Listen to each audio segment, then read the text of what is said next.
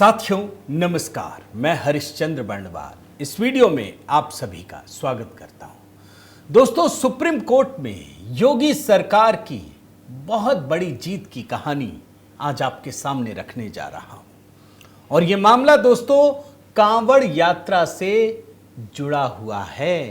कांवड़ यात्रा में आप जानते हैं इन दिनों काफी विवाद हो रहा है, बल्कि कहिए विवाद खड़ा करने की कोशिश की जा रही है, साजिश रची जा रही है। और जो खाने पीने का मामला है वो तो और भी गंभीर है। आप जानते हैं इस बार उत्तर प्रदेश की सरकार ने एक बड़ा फैसला किया, एक बड़ा आदेश दिया है। अब उसी आदेश को चुनौती देने के लिए सुप्रीम कोर्ट में सुनवाई हुई। हो सकता है आपके मन में सवाल उठे, क्योंकि आप जब media, main stream media, social media, तमाम जगहों पर देखेंगे तो कहेंगे ऐसा तो कुछ हुआ नहीं। लेकिन अभी मैं दिखाऊंगा यह बात सच है कि सुप्रीम कोर्ट ने कुछ नहीं कहा। लेकिन जानते हैं कुछ न कहना भी कभी कभी बहुत बड़ी जीत हो जाती है। और क्यों बहुत बड़ी जीत है, बल्कि सही मायने में कहिए तो कांवड़ यात्रा में बाबा के बुलडोजर मॉडल की भी जीत हुई है। एक मॉडल है ये, दरअसल कितनी बड़ी जीत है, क्यों जीत है, इसकी कहानी समझना बड़ा जरूरी है। और तथ्यों के साथ दोस्तों, यह पूरा का पूरा मामला क्यूआर कोड से जुड़ा है। वो क्यूआर कोड जो एक खजाने की तरह है, स्कैन करिए और पूरा का पूरी कुंडली निकलकर बाहर आ जाती है। बहुत बड़ा सॉल्यूशन है दोस्तों। लोगों को लग रहा था ये जो लेफ्ट लिबरल गैंग है कि सुप्रीम कोर्ट में तो अब जा करके बस खत्म ही कर देना है। लेकिन सुप्रीम कोर्ट में क्या हुआ, क्या फैसले किए गए, इसे ही आज के वीडियो में डिकोड कर रहा हूं। मैं निवेदन करता हूं दोस्तों, जरूर कमेंट के साथ जुड़िएगा, अपनी बात रखिएगा। और हां, HB मेलोडी पर दोस्तों अधिक से अधिक संख्या में जरूर बताइएगा मैंने जो गीत रक्षाबंधन पर तैयार किया है वो आपको कैसा लगा। मैंने खुद ये गीत गाया है दोस्तों, दो छोटे छोटे बच्चों को लेकर, जो बाल कलाकार हैं उन्हें लेकर रक्षाबंधन पर यह गीत तैयार किया है। आप ज़रूर सुनिए और अधिक से अधिक लोगों को पहुंचाइए, अपने कमेंट कीजिए ताकि आपकी बातों को समझ सकूं कि मेरे ये गीत आपको कितने अच्छे लग रहे हैं। आइए शुरू करते हैं दोस्तों खबर से। आप जानते हैं ना, अभी हाल ही में उत्तर प्रदेश की योगी सरकार ने एक निर्देश जारी किया है।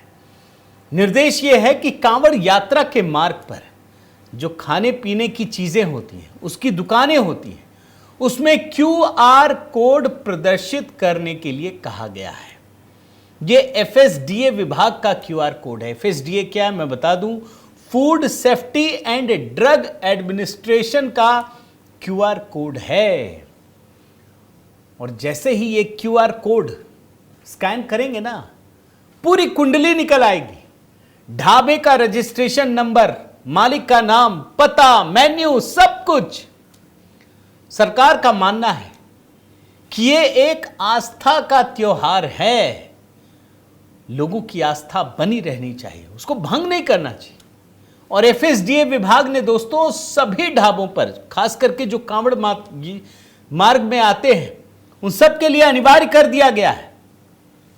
इसी मुद्दे पर सुप्रीम कोर्ट में सुनवाई हुई। तत्काल रोक की मांग की गई थी कि क्यूआर कोड लगाने का जो ये फैसला उत्तर प्रदेश में उत्तराखंड सरकार ने जो किया है, उस पर तुरंत रोक लगवाइए। याचिकाकर्ता कौन है वो भी सुन लीजिए। Professor Apoorvanand Jha, association for protection of civil rights, और एक और नाम है महुआ मोइत्रा। बंगाल में कुछ नहीं देखती है, कुछ भी हो जाए, कितना बड़ा से बड़ा कांड हो जाए, बाकी सब जगह आप इनको देखिएगा।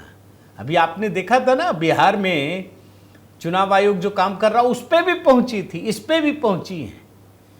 कहां से इतने वकील, खर्चा कहां से मिलता पैसा हमको नहीं पता दोस्तों, मगर ये लोग आज पहुंचे।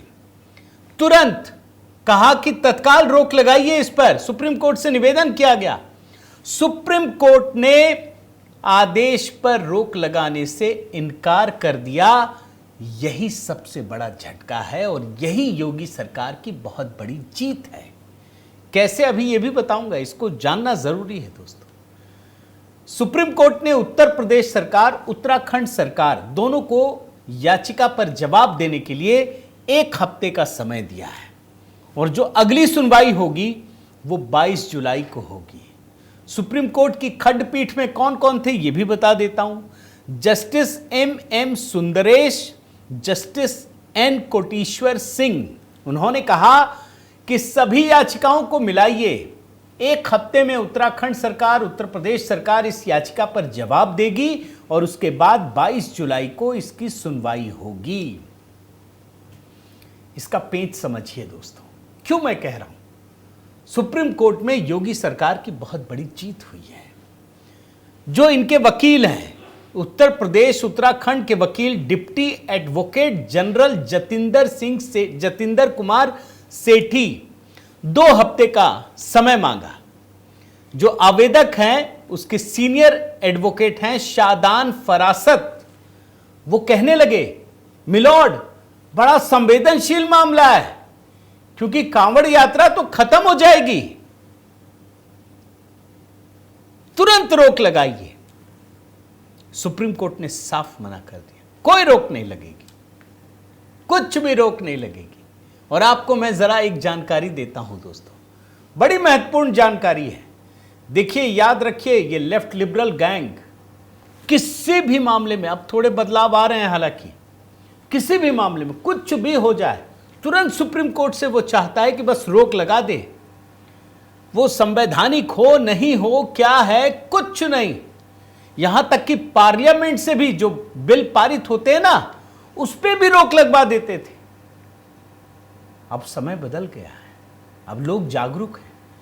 सुप्रीम कोर्ट में बहुत गहनता से इसकी जांच होती है और ये बात जो ये याचिका करता है ना, वो भी समझ रहे थे। मैं जरा आपको बताता हूं क्यों ये जीत है।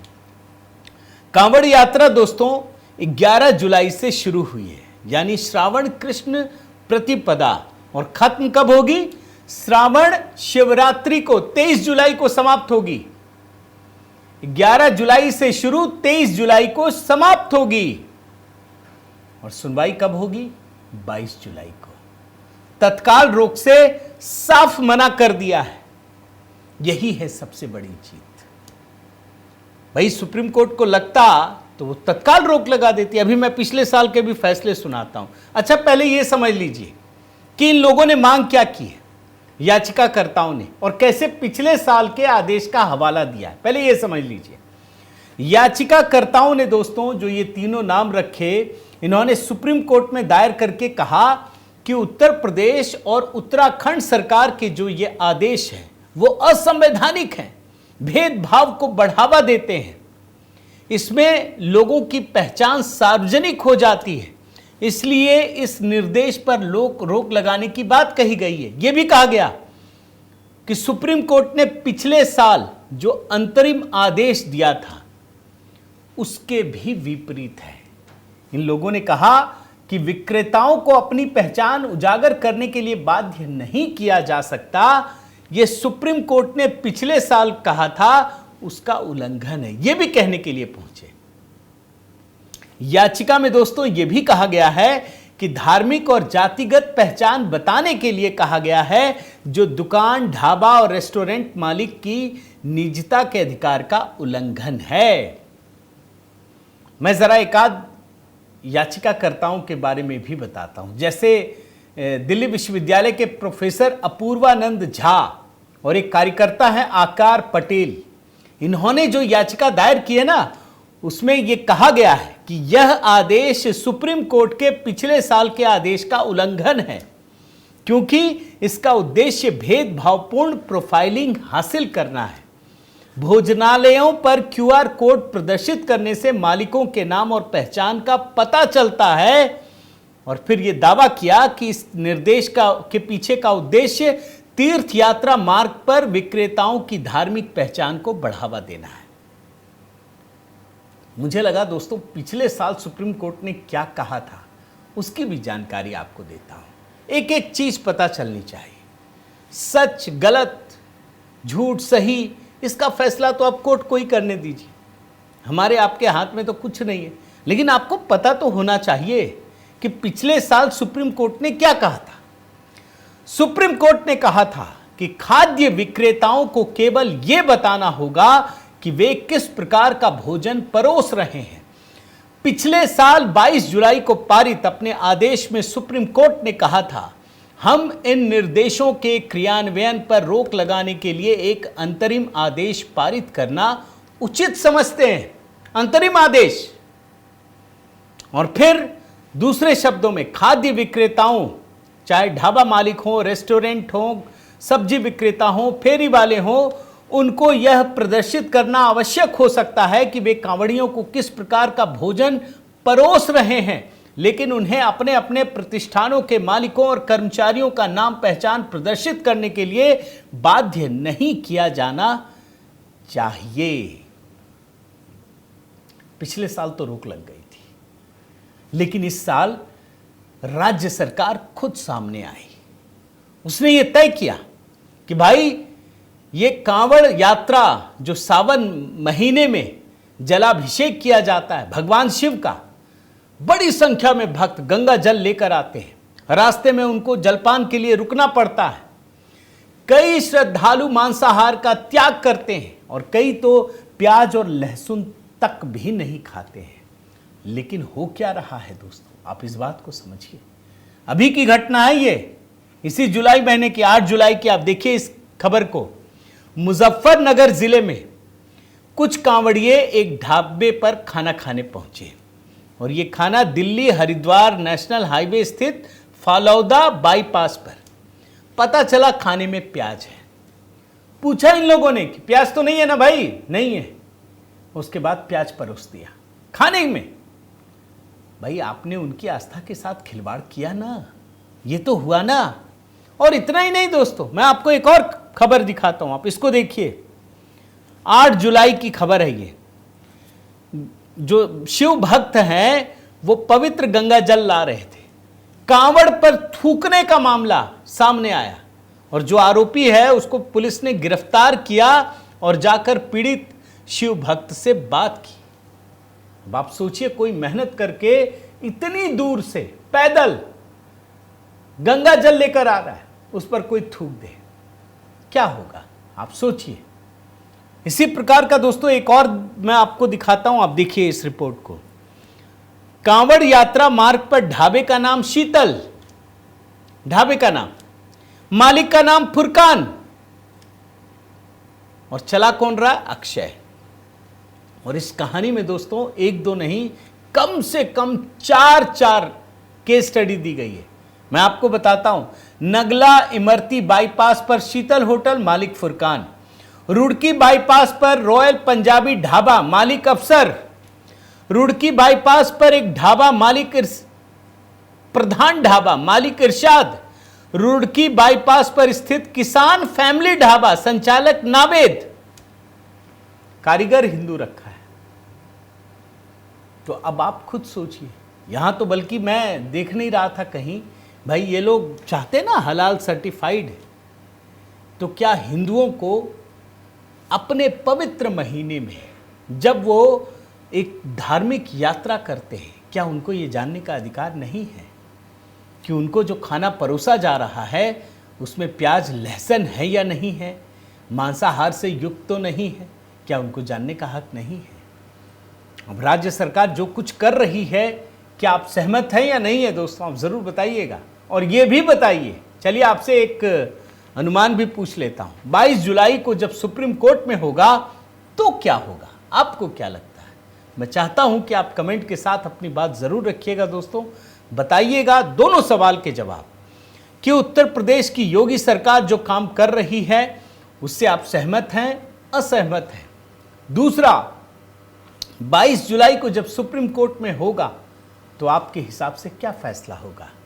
दोनों सवालों का जवाब दीजिएगा। आपसे निवेदन करता हूं दोस्तों कि अगर आपने चैनल सब्सक्राइब नहीं किया है तो ज़रूर कीजिए, लाइक कीजिए, बेल आइकन दबाइए, और हाँ, HB मेलोडी पर वहाँ ज़रूर सुनिए।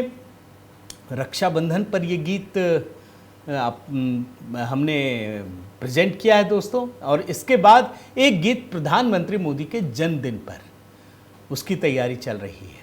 तो बने रहिए, जुड़े रहिए। बहुत बहुत धन्यवाद। जय सिया राम।